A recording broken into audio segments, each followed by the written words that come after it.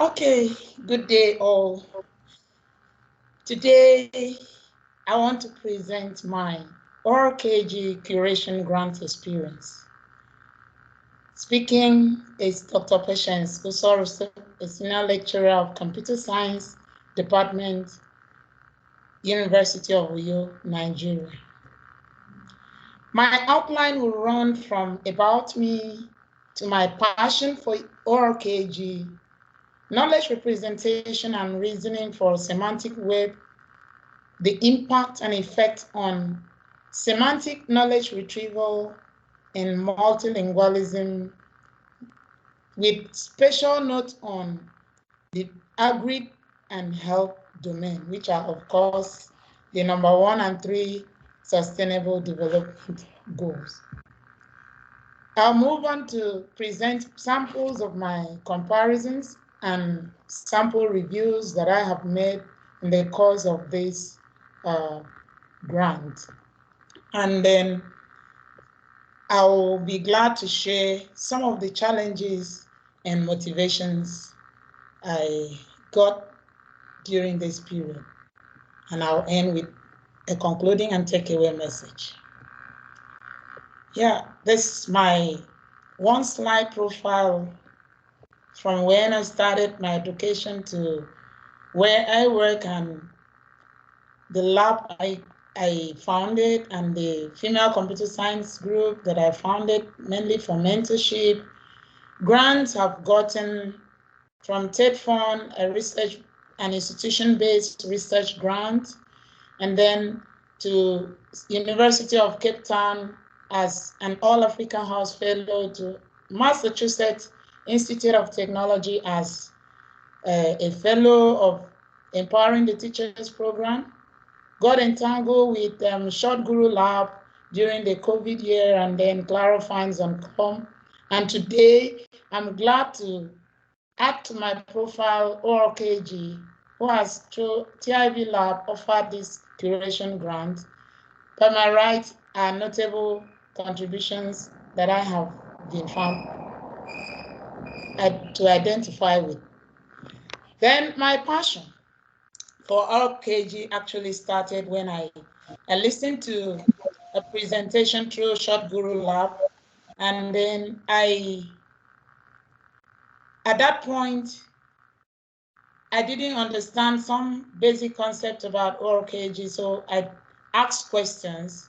Through the questions, thank God for Dr. Sanju Tiwari, who was ever ready to answer those questions, creating time for me and inviting me to join talks that were presented by ORKG team. And this led to the creation of the ORKG African Research Observatory, the second of its kind, which through the proposal, the Knowledge Representation and Reasonings for Semantic Web Observatory was created sometime last year. And then this is contributions into this observatory is made by members of Formal Ontology Representation and Reasoning Research Lab in Computer Science Department, University of Uyo, and our research partner, Short Guru Lab in India. Today, I'm glad to see on our profile that Knowledge Representation and Reasoning for Semantic Web Observatory has the total number of 385 papers and 48 comparisons. As introduction, computational focus today is on creating machine understandable designs whose focus is on real life domains like agri and health. And the question in consideration is, how do we semantically retrieve knowledge from semantic web? And these, of course, has some tasks like multilingual machine translation inclusive. And then knowledge representation and formalism methods are seen to play vital role in doing this, in semantically retrieving this knowledge, of which some of the methods in consideration include ontology, knowledge graph, logic, natural language processing, and other transformer models. Of course, target of our focus is on these major properties, which will include problem statement and formalisms or methods, the implementation approaches, the evaluation tools, data set, study location, results, etc. So talking about semantic web representation formalisms, we've seen that knowledge representation seem to contribute highly through the underlying formalisms, the logic, the ontology, and the knowledge graph, which are give feeders to the knowledge, to the semantic web, or maybe the visualizations that any decision maker will want to view in order to get additional or new knowledge. So our problem statement mainly focused on machine readability and understandability, where we concentrated on semantic knowledge retrieval and its subtasks multilingualism, and also the subtask semantic textual analysis. Don't forget, everything we do is on health and agriculture, and we can't leave out these major properties by the right-hand side here. General overview of my ORKG work. At the end of my ORKG work, I saw that patients had about 22 comparisons. There are new 20 comparisons in addition. A total of 135 papers contributed to ORKG. Then 1 visualization, then 3 reviews have been made. I'll start by giving sample comparisons that I've made. The first I will not forget is the one I did, the first of my comparison in June. Comparison on representation for healthy diet recommendation during pregnancy with medical conditions. Here's the link to the comparison. But something gave me joy. That's when I added 1 article to the comparison. It was my article, and I was able to view the article at its level 1, 2, and 3. And when I saw this, I said, wow, everything, but it was actually my article. And I said, every information on the notes and the article, vertex were all correct. And so I felt fulfilled to continue. The total comparisons I've made for this grant experience is 16, of about 7 large comparisons and 9 small, divided into the 2 domains, 8 of them in agriculture and 8 of them under health. The second comparison I would love to share is that which is titled Comparison on Representing and Reasoning for Crop Yield Improvement. One of the things one of my MSc students also is working on. And at the end of the day, we made use of the comparison and visualizations were made. And then some of the visualizations are actually displayed here, of which we were able to see that other evaluation tools by other methods of representation were also adopted outside ontology, knowledge, NLP, logic, and knowledge graph. We also had seen that India took the lead in mostly logic and NLP based research, as articles from them were more in the entire comparison. Also, the implementation approach showed that most of the papers were analytical, not very few of them were actually automated, of which ontology based were the ones that were higher. The third comparison I would like to also consider in this presentation is comparison on knowledge representation and reasoning for cancer diagnosis. which whose link is also here, and then the visualizations from that comparison is also as displayed.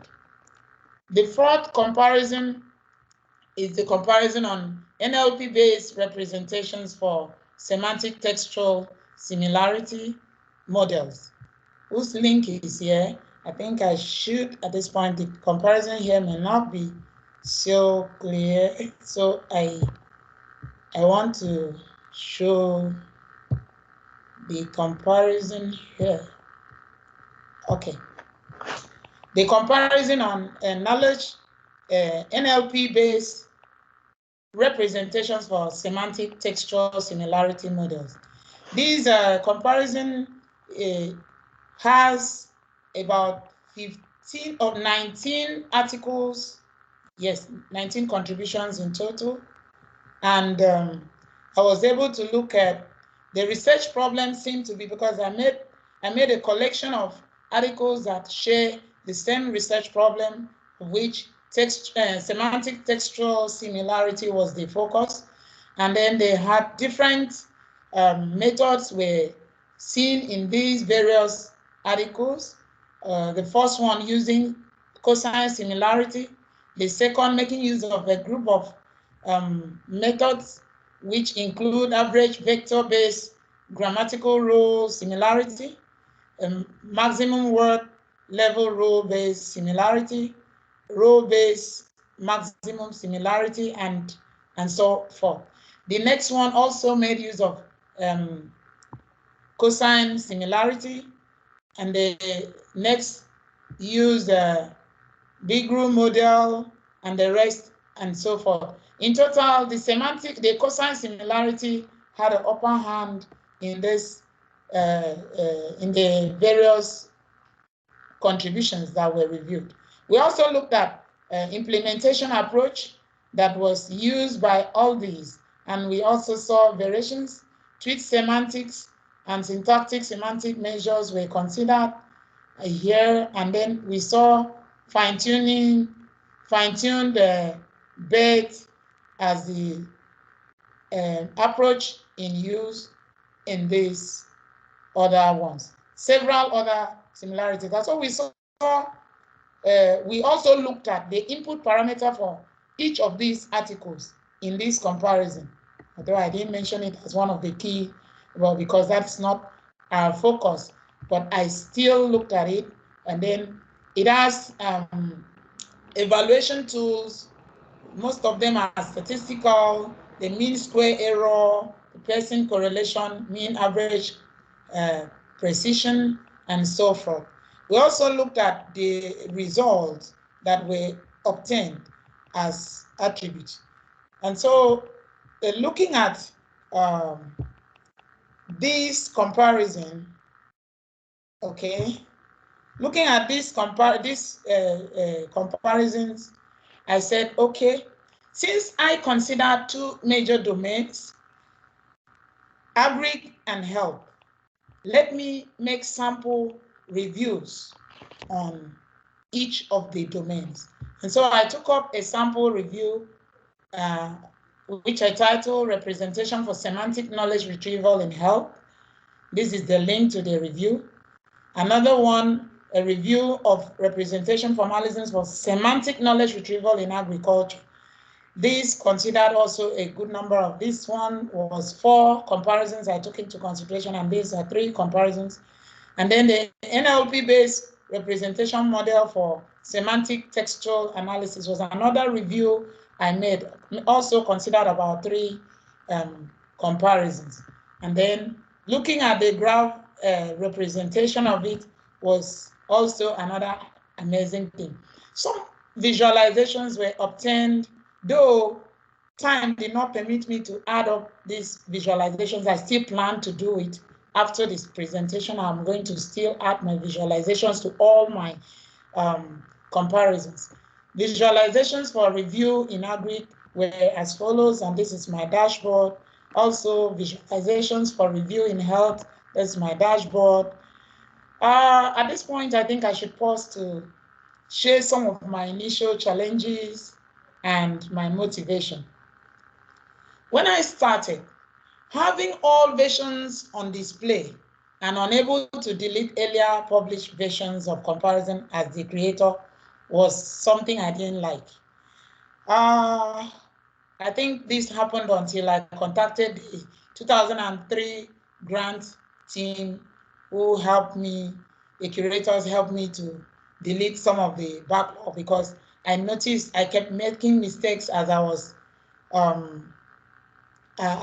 creating my first comparison. So I started comparison again with another point was that I started my comparison sometimes without the actual values. So if I'm reading up articles, I want to add up to a comparison and later on continue. I think that's what led to the initial problem of having several versions. And then sometimes I'll even finish adding my data. I discover that I've lost all of them because it wasn't complete and I didn't publish it. And so I will be repeating everything again. Unable to also use the ORKG template. I tried using the template, but I think maybe I didn't know how. So what I did was I rather created an Excel template for my reviews. So I'll be making all my reviews all through the month. Towards the end of the month, I'll just start creating my comparisons, following my template. And then this created, later on, I discovered making use of the draft comparison. So I'll be creating my comparisons. If I'm not through with what I'm doing for publication, I'll just save it as a draft and only publish the final version of the draft when it is fully ready. And that helped to solve the problem of information loss and repetition. And one last pleasant thing was that having discovered the draft, how come I cannot save to the draft? This, is something that maybe the ORKG team can look up to. Not able to update an existing draft was not also pleasant to me because I keep creating another draft if I update the initial draft. But all the same, while I was struggling with all this, I was glad to see and motivated to see that Patience Usoro was named among the top contributors to ORKG. This strengthened me, so I carried on. As my concluding and general remarks, I want to say that there is wide use of the knowledge representation and reasoning formalisms in these two domains which I chose as ontologies, knowledge graph, logics, natural language processing, and other methods have been widely deployed.